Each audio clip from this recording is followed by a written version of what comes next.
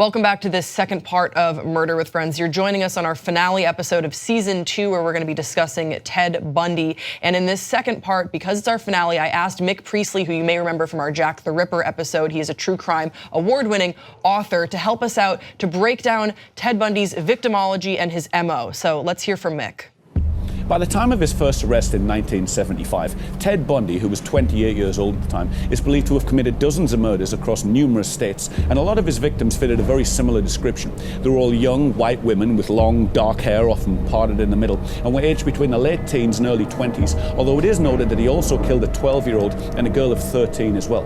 These similarities between the victims show what is known as a victim profile, because whereas he would seem to have met them by chance as strangers, he was specifically hunting women fitting these characteristics that best tied in with his sexual fantasies and that he knew would give him the most sexual gratification as a result.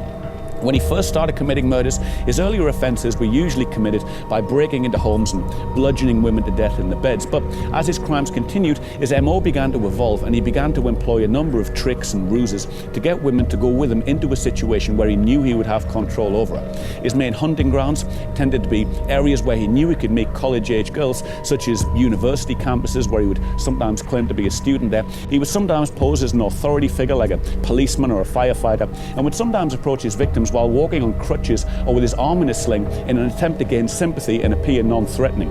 He would sometimes be carrying a briefcase or some books and would claim that he needed help getting them into his car, but once her back was turned to put them into the car, he would then attack, hitting her in the head with a crowbar or a tire iron to render her insensible and defenseless. She'd then be forced into the car, handcuffed, and he'd also modified the car specifically to do this. He'd removed the passenger seat so that he could lie a victim on the floor where she wouldn't be seen. He'd removed the door handle from inside the passenger door so that if she was to come round again, she'd not be able to escape from the car. At this point, his victims were usually taken to secluded spots in the woods where they would be beaten, raped, strangled, usually with a cord, mutilated, and then sometimes decapitated. Ted Bundy is also a slightly strange and unusual serial killer in a sense, in that he's both a sexual sadist and a necrophile. Whereas he would get pleasure sexually from beating and tormenting his victims before he killed them, he also took a similar pleasure in having sex with the bodies afterwards, and was shown to have returned to a number of his crime scenes to do exactly this. Some of the victims were also discovered to be wearing clothes that weren't theirs, and with wearing makeup that wasn't theirs either. Having learned that the body had not been discovered, he then returned to the scene with clothes that he would prefer her to wear, and even with a makeup bag to make her look exactly as he fantasized before then having sex with a body. Sometimes he was also known to take bodies home with him. He was known to take severed heads home with him, and he was known to take a number of Polaroid pictures at the crime scene that he would take as souvenirs that he would use to relive his offenses in his own time. Another thing that I read was that at one point in time he would redo the hairstyle on victims too, and that they would have loved ones identify the body and say, yeah, that is our, that's our girl, but the hair is weird, the hair is off. And that's just such an unsettling detail to me about Ted Bundy and what his fantasies were. Jack, how do you make sense of his victimology? Gross. Right, okay, but like, No, what does this say about who he's specifically targeting? Because you look at Was his mom a brunette? I actually have no idea. I mean, I think that what we hear about a lot is that there was this girl, Marjorie, who broke up with him, and that played some influence on where the rage came from. With a center part. Yeah, it was that. I mean, that's what you hear on listicles, but I do think that it sort of condenses what is obviously far more complex. I don't think there's no indication that Marjorie broke up with him and then immediately he flew into this rage. But I think it's a part of it. I mean, if we look at him as, again, through the lens of like drug addiction, if he's chasing a bigger and bigger high, is his desire to control something that he could not control. And if it's that woman being like, hey, dude, deuces, like we're not gonna date anymore. It's his like messed up is like not a strong enough term. I need like an old Latin word for how messed up that is. Of like, well, I need to control this thing and I can always control it more. I can always be more in control because I'm amazing. The issue is I'm lacking something and he's trying to figure it out, and it gets deeper and deeper and deeper because that's obviously the wrong path to go down to figure out how to become a better person and better in a relationship. Or I think it's more about understanding himself. I think that what bothers me about the story of Ted Bundy is that a lot of times you'll hear people say, this happened, he found out about his illegitimacy and then he just went off in a rage, or Marjorie broke up with him and he went off in a rage. Yeah, I think that's totally bogus. Something. There was something there's something inside of him. Brooke was on the show and we were talking about fathers that kill, and she was like, it's just evil. And so I'll just go with that. There was an evil inside of him, and there were little things that stirred that, but I don't think that you can point to a breakup or a... Yeah, I wouldn't want to do that, but it definitely fits the... Ted Bundy is a crazy psycho murderer man, and then he did something with an extreme pattern, and we can not source the blame for him being a crazy psycho murder man, but it definitely is the like, oh, here's the influence for how that manifested itself. Because he's always talking about, well, like porn is why like I became a crazy psycho murder man, or like this thing or that thing. There's a lot of his reasonings instead of just being like, I'm horrific. Where was it Dahmer who's like, I'm the fucking devil, is like, I'm a horrific monster, like was very much just like, I'm worse than Satan himself. Where Bundy is always trying to almost get out of his crimes. Yeah, and sort of explain things away. But what's interesting too about Ted Bundy and his pattern of killing specifically is, one, I always think about how the BAU was coming into shape at this point in time, and how we were really just sort of understanding how profiling a murderer could really help us to understand what their motivations were and to prevent it and to stop it and to also capture them. Because when he would escape from custody twice, so stick around for part 3 to learn about how that went down, they had to use profiling to track this guy down, to figure out what makes him tick, where would he be, what would he look like, all that stuff. How do we get out in front of this? But he follows, I was telling you before we went to tape, he follows this weird sort of roller coaster type arc where he starts off with just these fantasies. And like peeping Tom. Yeah, but not even that yet. So he starts off with these fantasies. They're not necessarily violent, but he knows that they're deviant. And then he starts being a peeping Tom, and looking in on girls through the window, and then masturbating outside of the window. And then you also hear him from his own account. And I also do recognize that we have to take everything that a serial killer is saying to an interviewer with just a bucket of salt. Just Salt Bay. Just Salt Bay that. I do think that he then was like running up on women like, I'm gonna attack them, and then he would freak out and run away.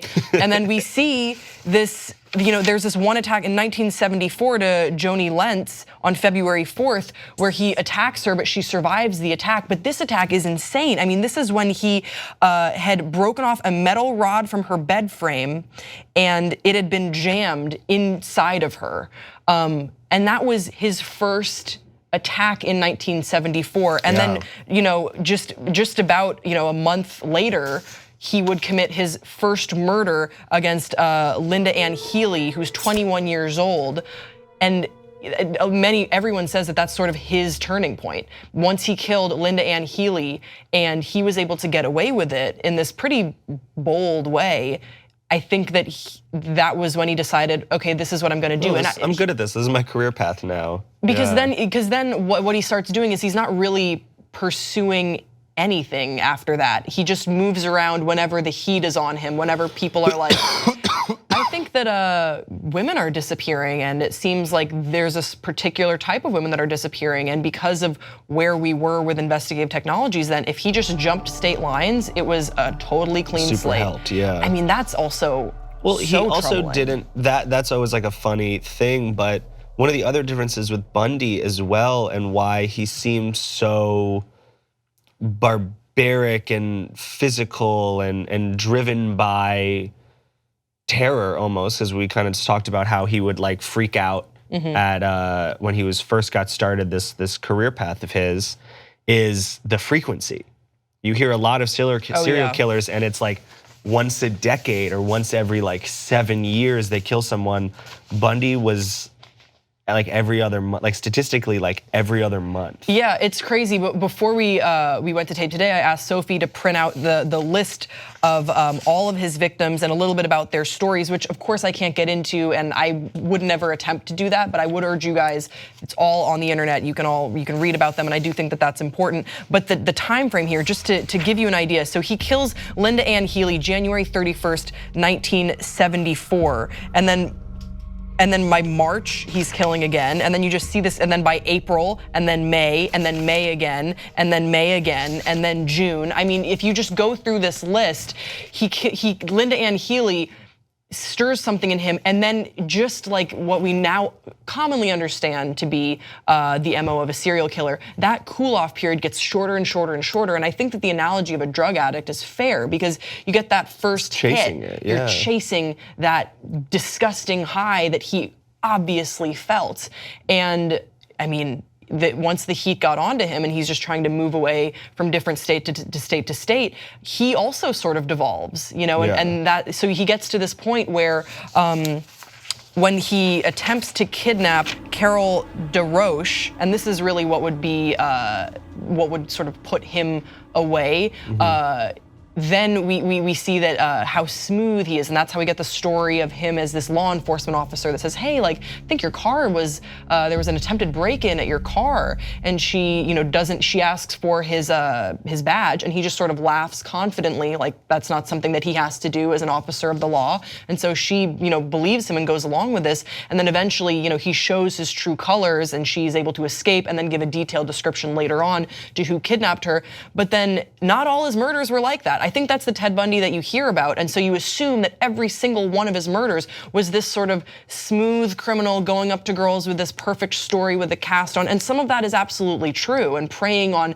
the sensibilities, the kind sensibilities of these women, trying to help someone out. But towards the end of that, he totally devolves, and by the time he gets to the Chi Omega house in Florida, it's just he's just busted into places. It's just an animal attack almost. I mean, he is such a monster, you know, like I've studied a lot of serial killers, I've studied a lot of murderers, but that attack at the Chi Omega house is the most unhinged that I can think of. He's a rabid dog at that point. And he doesn't care. I mean, he doesn't care about getting caught.